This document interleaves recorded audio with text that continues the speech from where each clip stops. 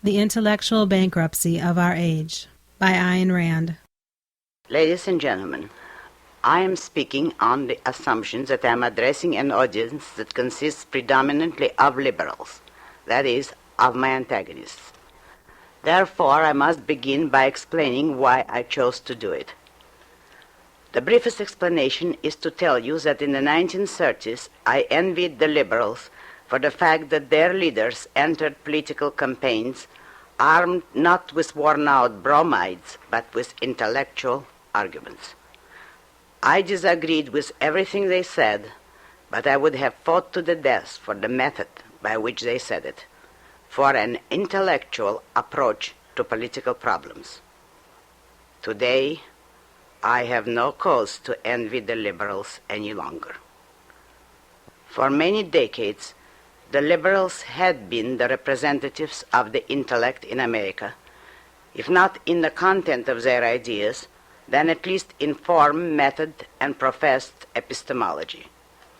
They claimed that their views were based on reason, logic, science, and even though they were glorifying collectivism, they projected a manner of confident, distinguished intellectuality, while most of the so-called conservatives, allegedly devoted to the defense of individualism and capitalism, went about apologetically projecting such cracker barrel sort of folksiness that Lil Abner would have found it embarrassing, the monument to which may still be seen in the corridors of the New York Stock Exchange in a costly display of statistical charts and models proudly entitled "The People's Capitalism." Today, the two camps are moving closer and merging. Just as the Republican and Democratic parties are becoming indistinguishable, so are their respective intellectual spokesmen. And while the conservatives are lumbering toward the Middle Ages in quest of a philosophical base for their views, the liberals, always the avant-garde, have outdistanced them and are now galloping on the same quest toward India of the 5th century BC, the original source of Zen Buddhism. What social or political group today is the home of those who are, and still wish to be, the men of the intellect? None.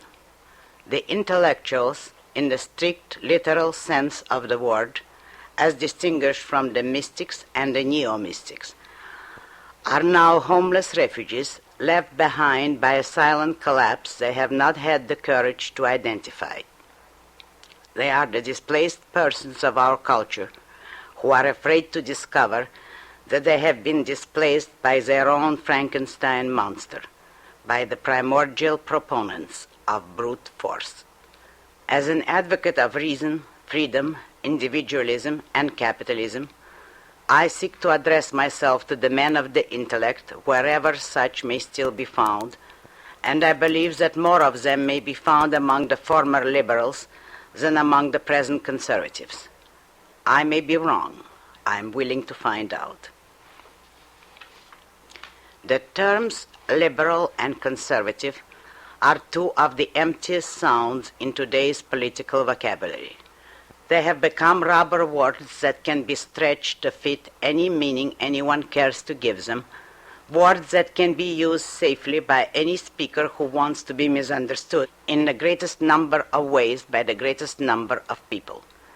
Yet, at the same time, everyone seems to understand these two words in some foggy subverbal manner, as if they were the code signals of a dark secret guild hiding an issue no one cares to face. When an entire culture is guilty of evasion on so enormous a scale, the first thing to do, if one does not choose to be an evader, is to identify the issues that people are afraid to see. What is it that the terms liberal and conservative have now come to hide? Well, observe a curious sequence in our intellectual trends. In the popular political usage of today, the term liberal is generally understood to mean an advocate of greater government control over the country's economy, or loosely, an advocate of socialism, while the term conservative is generally understood to mean an opponent of government controls or an advocate of capitalism. But this was not the original historical meaning of the two terms, nor their use in the 19th century. Originally, the term liberal meant an advocate of individual rights, of political freedom, of laissez-faire capitalism, and an opponent of the authoritarian state, while the term conservative meant an advocate of the state's authority, of the established political order, which was semi-absolute monarchy at the time, an advocate of tradition, of the status quo, and an opponent of individual rights. It has been observed many times that the term liberal today means the opposite of its 19th century meaning. This would not have been too disastrous intellectually if the two terms had been merely reversed and had exchanged their original meanings. But what is significant, ominously significant, is the fact that certain groups are now attempting to switch the term conservative back to its 19th century meaning, to palm it off on the public by imperceptible degrees, never bringing the issue fully into the open, hoping that people will gradually come to believe that a conservative is an advocate of authority, but of traditional authority. If semantic corruption becomes accepted on that wide a scale, if the political switch pulled on us becomes a choice between 20th century statist liberals and 19th century statist conservatives, what political system will be silently obliterated by that switch? What political system is being destroyed by stealth without letting people discover that it is being destroyed? Capitalism. It is the very scale and virulence of the evasion that should make every rational person pause and consider the issue. Those who do will discover that the historical, political, economic, and philosophical case for capitalism has never been refuted, and that the only way the statists can hope to win is by never allowing it to be discussed. This is the issue hidden under the foggy sloppiness of today's political terms. Most people are not consciously aware of it. What they do sense, however, is that they haven't a leg to stand on as far as their political views are concerned, whether they're liberals or conservatives, that they have no philosophical base, no moral justification, no principles to uphold, no policy to offer. Observe the intellectual disintegration of today's political discussions, the shrinking of issues and debates to the level of single, isolated, superficial concretes, with no context, with no reference to any fundamental principles, no mention of basic issues, no proofs, no arguments, nothing but arbitrary assertions of for or against. As an example, observe the level on which the last presidential campaign was fought. Did the candidates discuss foreign policy? No, just the fate of Quemoy and Matsu. Did they discuss socialized medicine? No, just the cost and the procedure of medical aid to the aged. Did they discuss government control of education? No, just who should pay the teachers' salaries, the federal government or the states.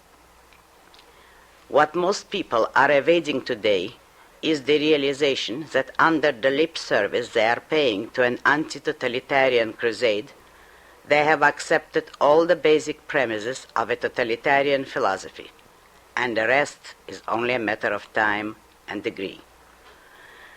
They do not know how they came to accept it, and most of them do not want to accept it, but they see no alternative, and they are too frightened, too bitterly discouraged to seek it. Whose job is it to offer an alternative? Who provides a country with ideas, with knowledge, with political theories? The intellectuals. But it is the intellectuals who have brought us to this state and are now deserting under fire, that is, giving up the task of intellectual leadership at a time when they are needed most.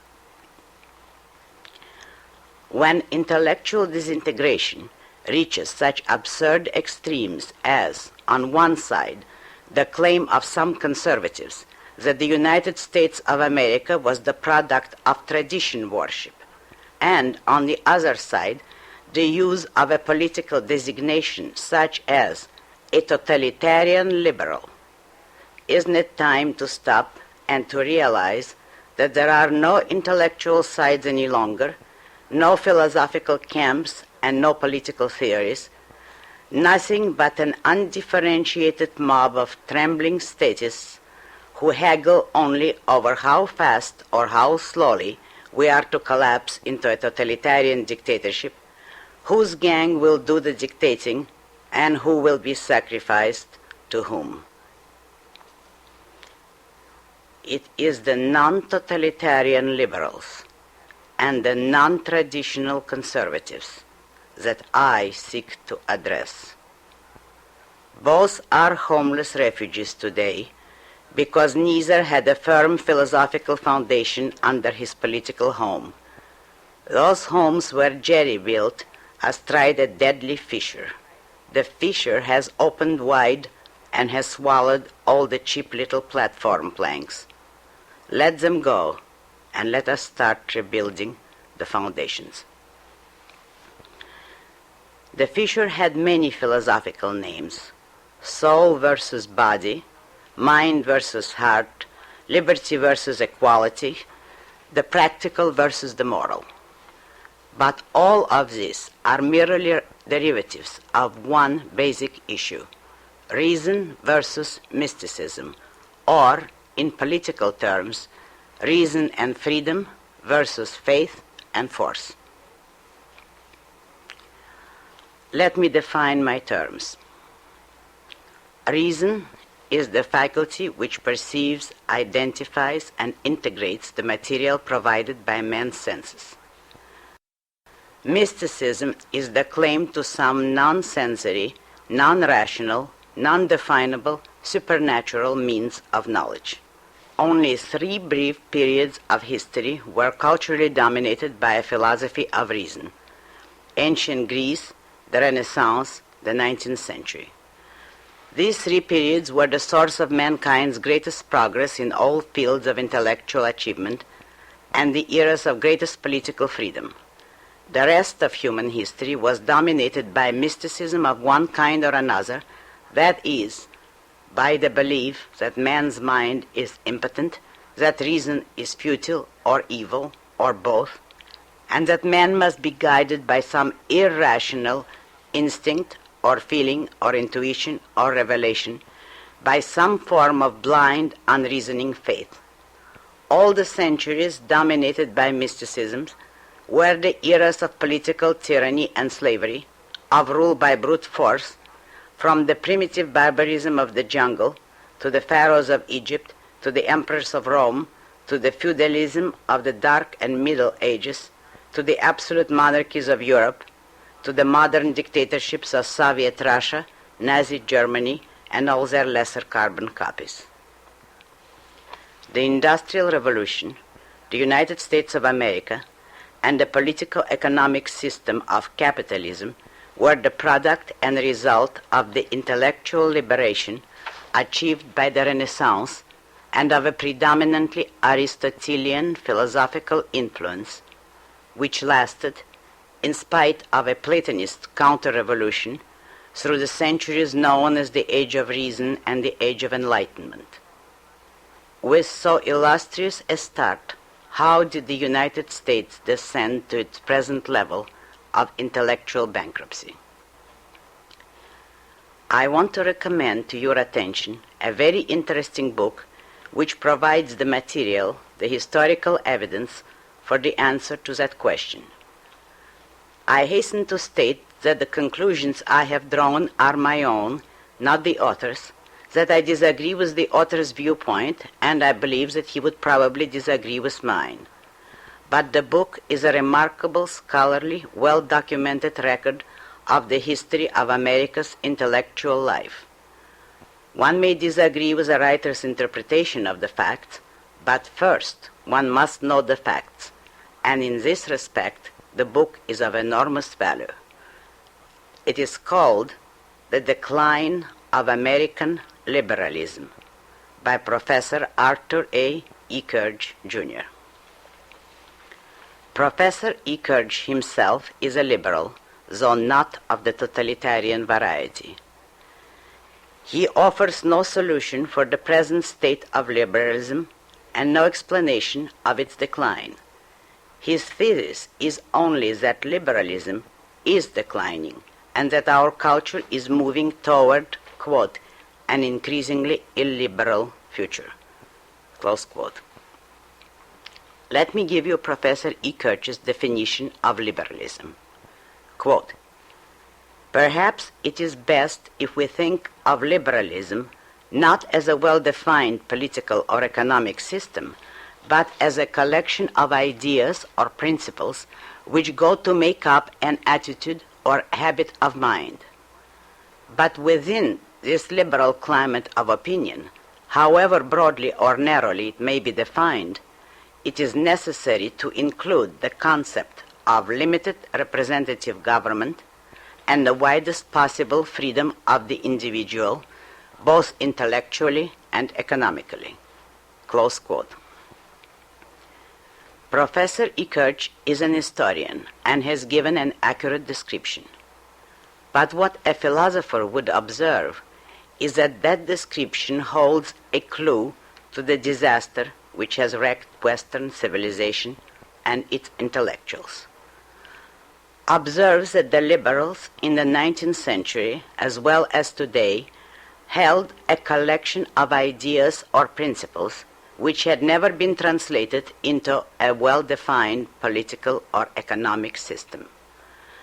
This means that they held certain values and goals with no knowledge of how to implement them in reality, with no understanding of what practical actions would achieve or defeat their goals.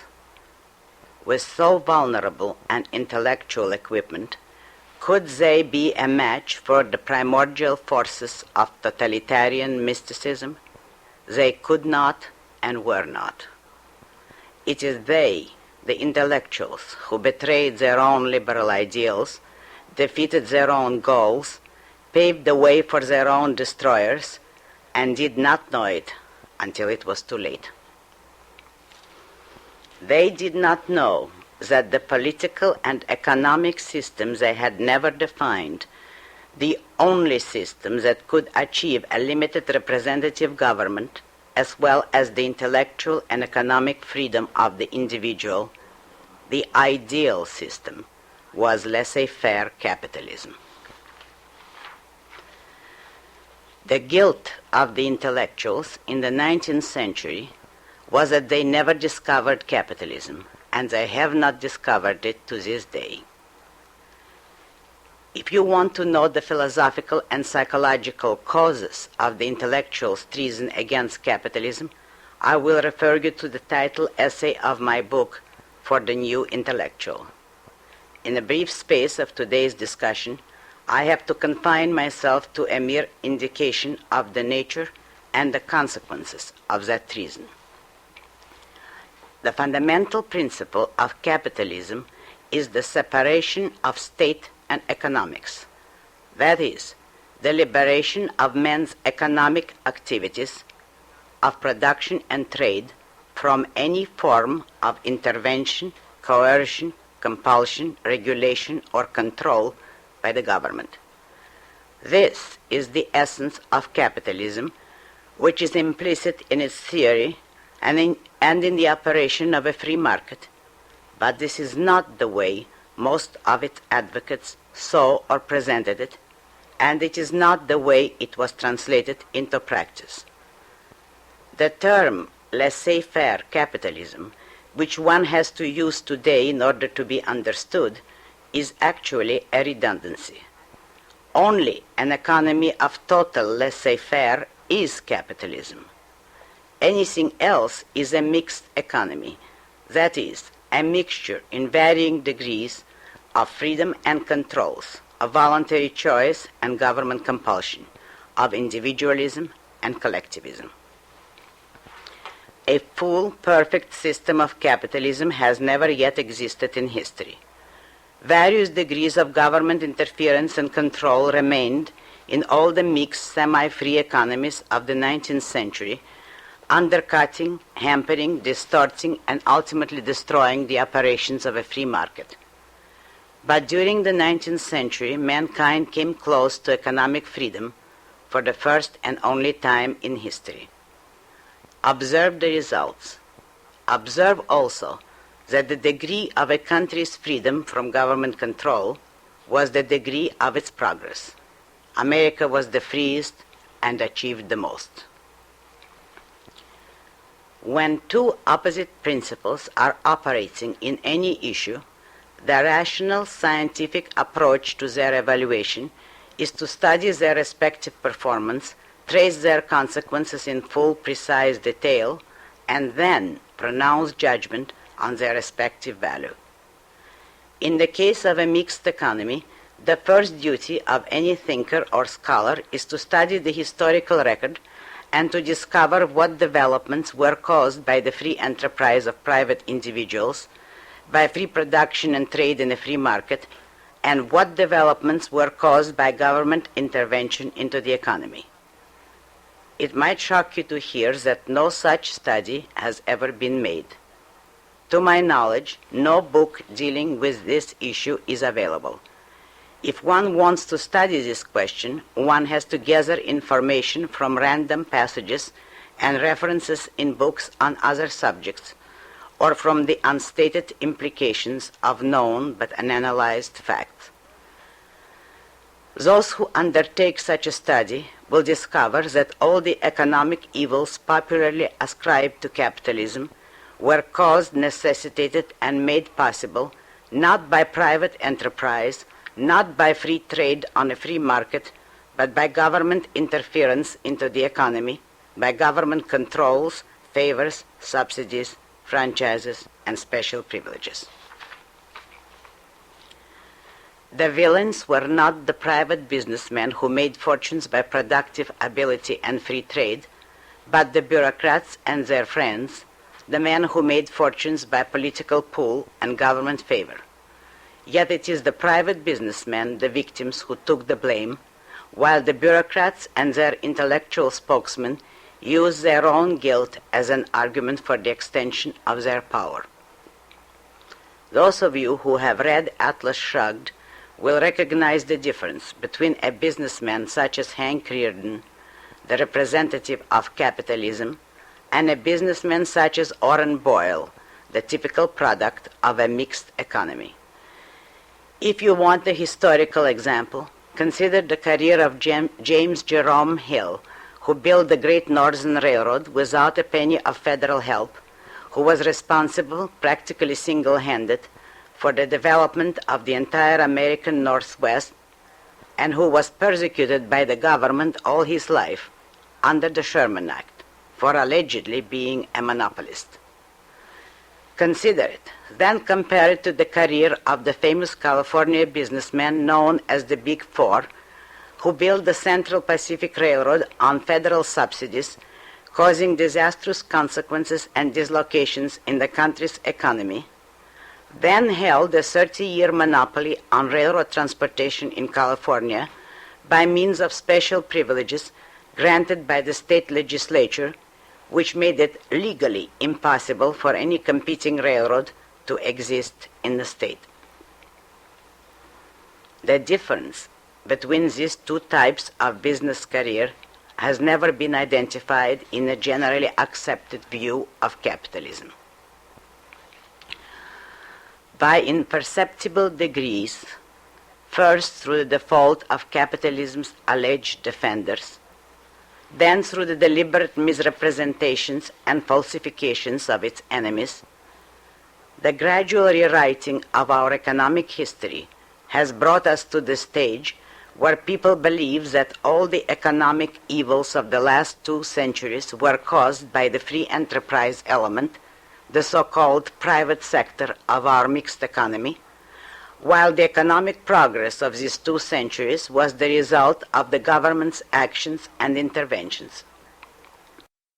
People are now told that America's spectacular industrial achievements, unmatched in any period of history or in any part of the globe, were due not to the productive genius of free men, but to the special privileges handed to them by a paternalistic government.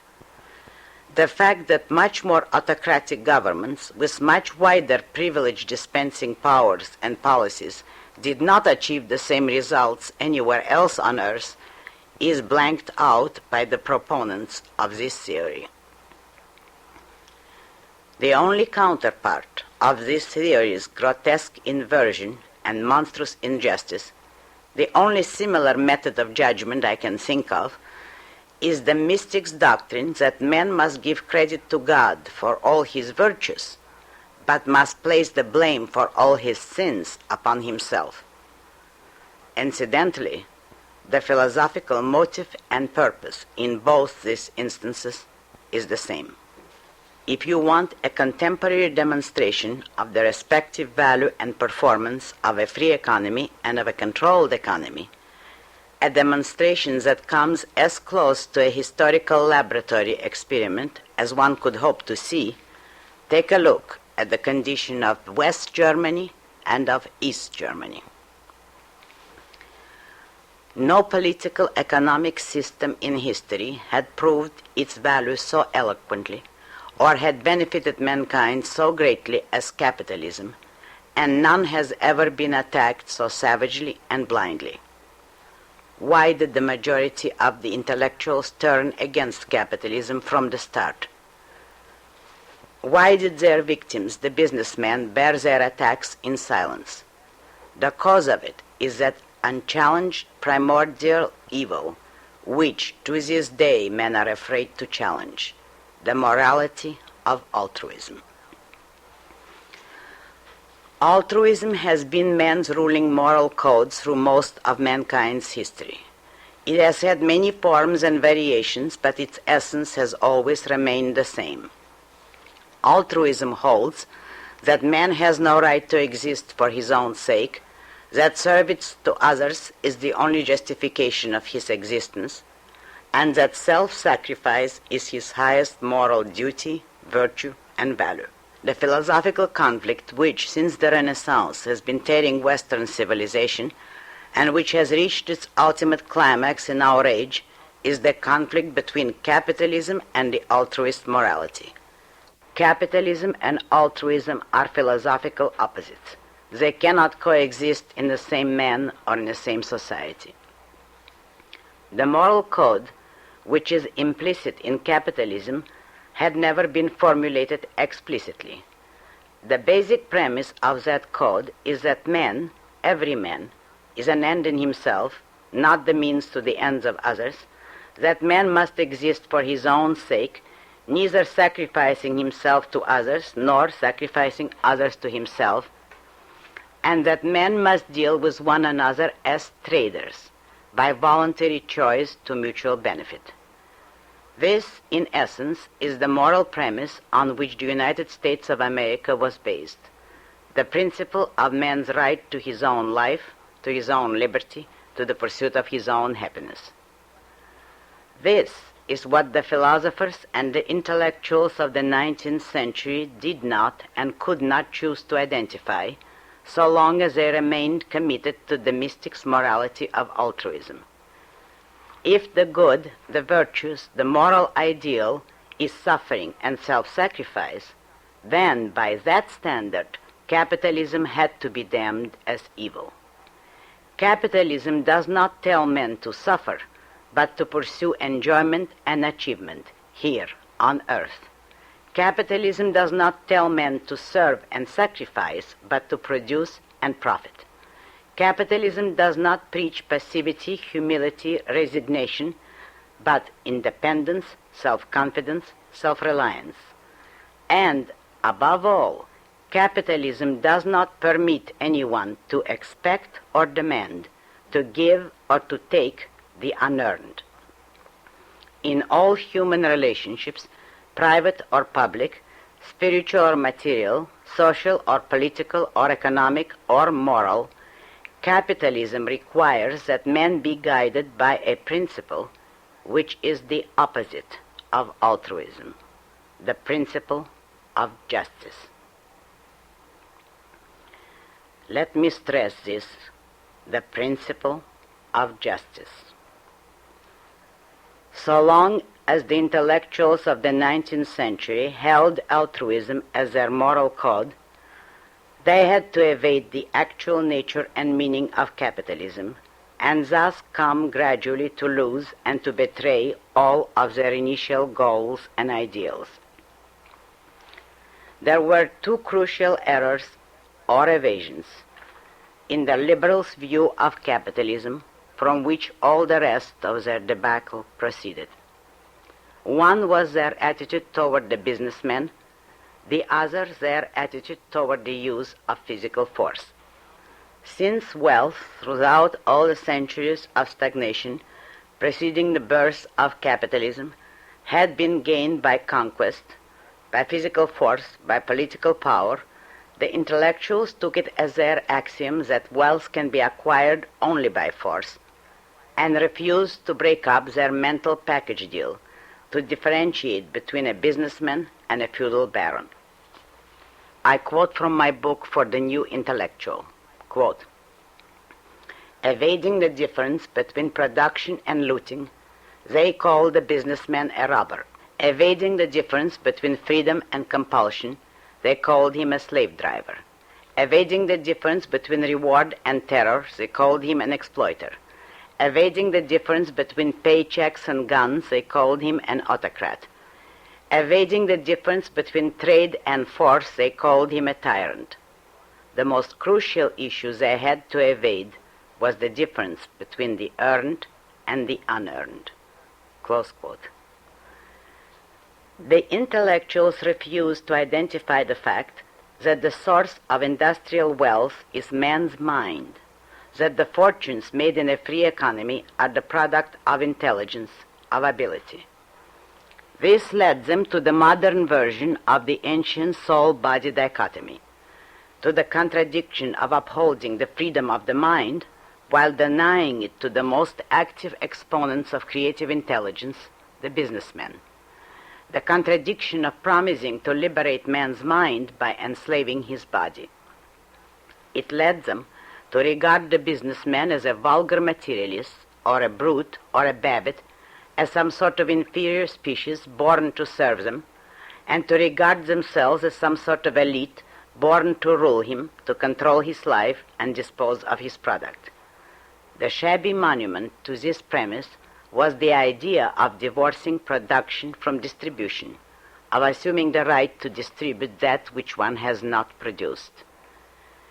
The only way to implement an idea of that kind, the next step in their moral descent, was the intellectual's alliance with the thug, with the advocate of rule by brute force, the totalitarian collectivist. The intellectual's second error, their attitude toward the use of force, is a corollary of the first. So long as they refuse to identify the nature of free trade and of a social system based on voluntary, uncoerced, unforced, non-sacrificial relationships among men, so long as the moral cannibalism of the altruist code permitted them to believe that it is virtuous and right to sacrifice some men for the sake of others, the intellectuals had to embrace the political creed of collectivism, the dream of establishing a perfect altruist society at the point of a gun. They projected a society where all would be sacrificed to that conveniently undefinable idol, the public good, with themselves in the role of judges of what that good might be and of who would be the public at any given moment. An ideal society to be achieved by means of physical force, that is, by means of the political power of the state, by means of a totalitarian dictatorship. The rest is history, the shameful, sordid, ugly history of the intellectual development of the last 150 years. In the realm of political theory, the switch from the liberalism of the 19th century to the collectivism of the 20th was accomplished when people began to accept the Marxist view of the nature of government, the view that a government is and has to be the agent of the economic interests of some class or another, and that the sole political issue is which class will seize control of the government to force its own interests on all other groups or classes. Thus, capitalism came to be regarded as an economic system in which government coercion is used for the benefit of the businessmen, the employers, or the rich in general. This serves as a justification for the liberals, the socialists, or any other collectivists when they propose to use government coercion for the benefit of the workers, the employees, or the poor in general. And thus the existence, the possibility, the historical record, and even the theory of a non-coercive society are wiped out of people's minds and out of public discussion.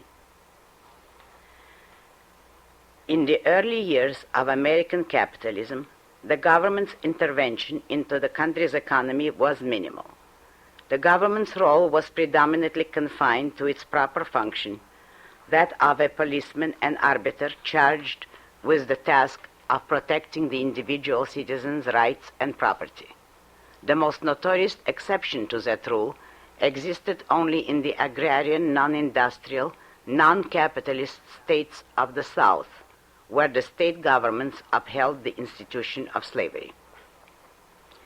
The attempts to obtain special economic privileges from the government were begun by businessmen, not by workers, but by businessmen who shared the intellectuals' view of the state as an instrument of positive power serving the public good, and who invoked it to claim that the public good demanded canals or railroads or subsidies or protective tariffs.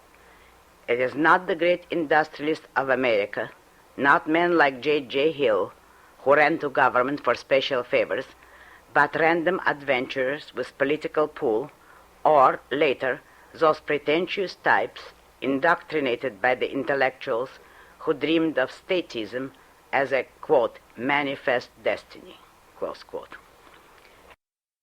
It was not the businessmen, or the industrialists, or the workers, or the labor unions that began the revolt against freedom, the demand for greater and greater government power, and ultimately for the return to an absolute totalitarian state. It was the intellectuals. For a detailed history of the steps by which the intellectuals of Germany led it toward totalitarianism, culminating in the establishment of the Nazi dictatorship, I will refer you to a brilliant book entitled Omnipotent Government by Professor Ludwig von Mises.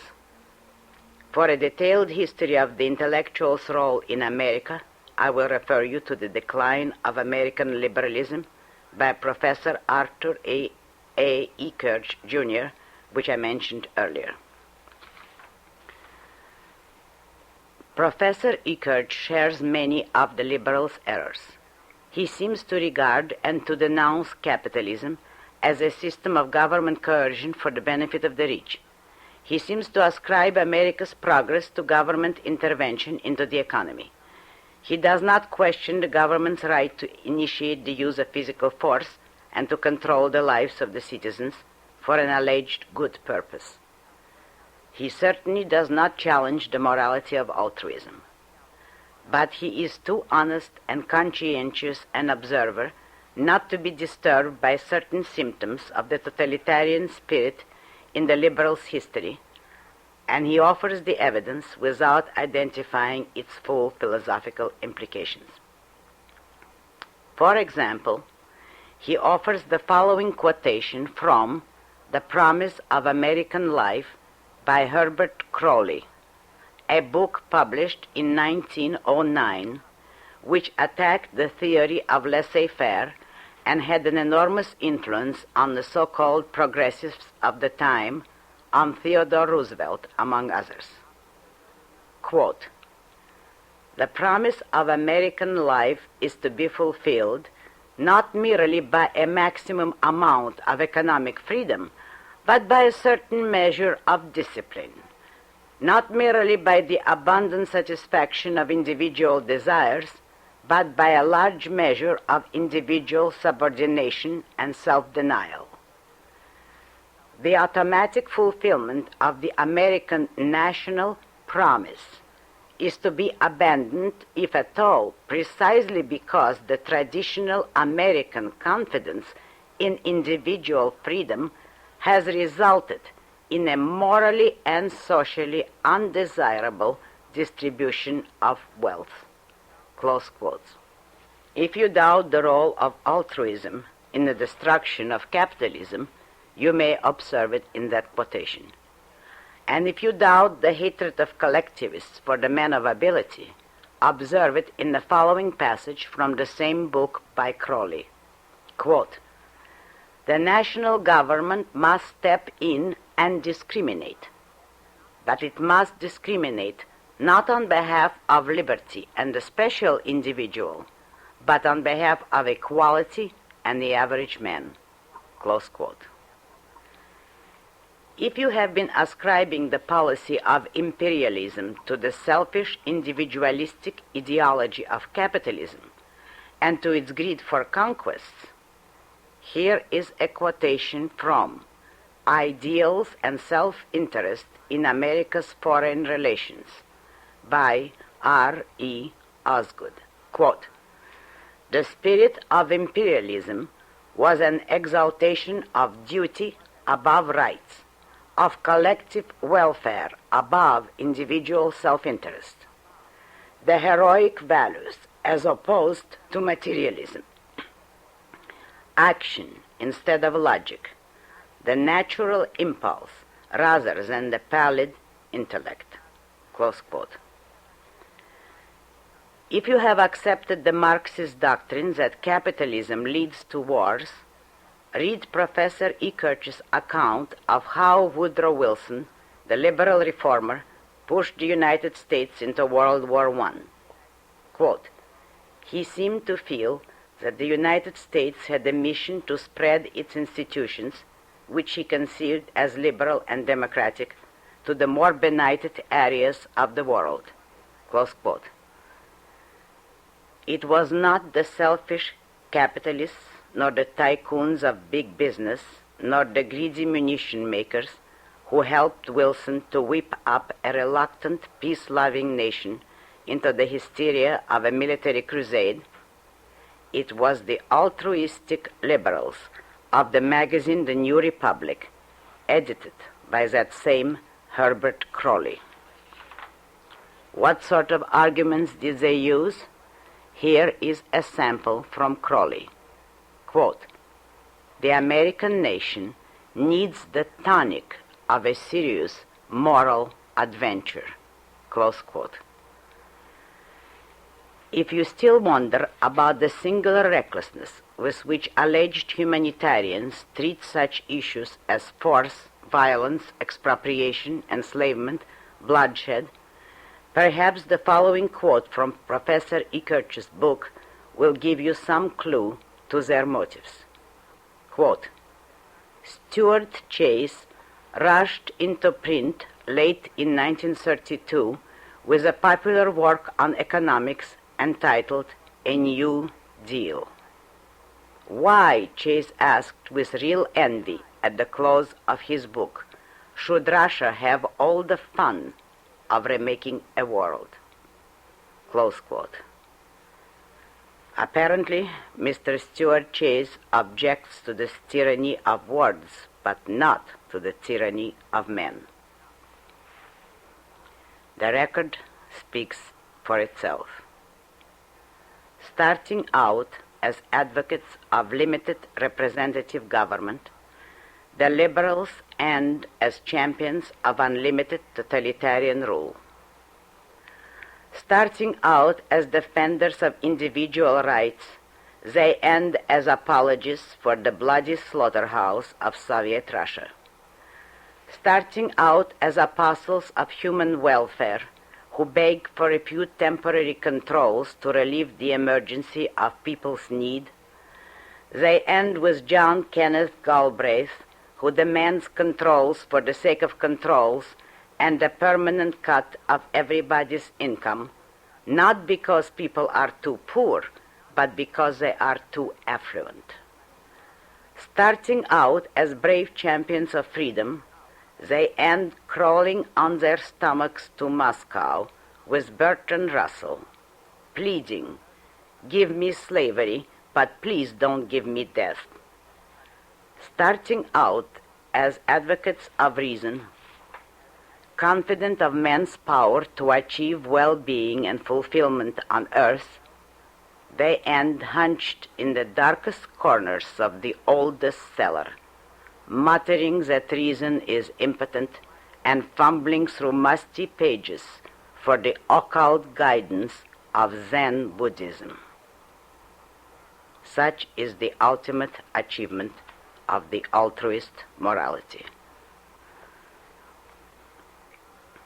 Now I will ask you to consider the following. The intellectual trend that has brought us to this state, the mysticism, collectivism, altruism axis, has been gaining momentum since the 19th century, has been winning victory after victory, and is at present our dominant cultural power. If truth and reality were on its side, if it represented the right philosophy for men to live by, one would expect to see a gradual improvement in the state of the world with every successive victory. One would expect an atmosphere of growing confidence, liberation, energy, vitality, and joy of living. Is this what we have seen in the past decades? Is this what we see around us today?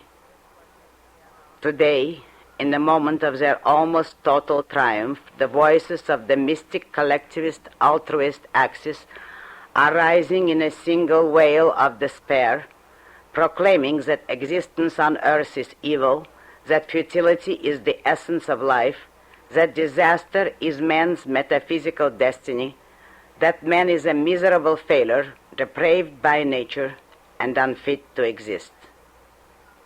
This was not the way that the reason, individualism, capitalism axis greeted its triumphs in the 19th century, and this was not the view of men nor the sense of life that it brought to mankind. I quote from my book For the New Intellectual, quote, "The professional businessman and the professional intellectual came into existence together as brothers born of the Industrial Revolution. Both are the sons of capitalism, and if they perish, they will perish together. The tragic irony will be that they will have destroyed each other, and a major share of the guilt will belong to the intellectual." Close quote. Those of you who may still be liberals in the original sense of that word, and who may have abandoned everything except loyalty to reason, now is the time to check your premises. If you do, you will find that the ideal society had once been almost within man's reach. It was the intellectuals who destroyed it and who committed suicide in the process. But the future belongs to a new type of intellectual, a new radical, the fighter for capitalism. For additional information about other available programs, please contact Second Renaissance at 1-800-729-6149 or at www.aynrandbookstore.com. All material in this program is protected by copyright and may not be reproduced in any form or manner, nor played before an audience, without the express written permission of the producer, Second Renaissance Incorporated.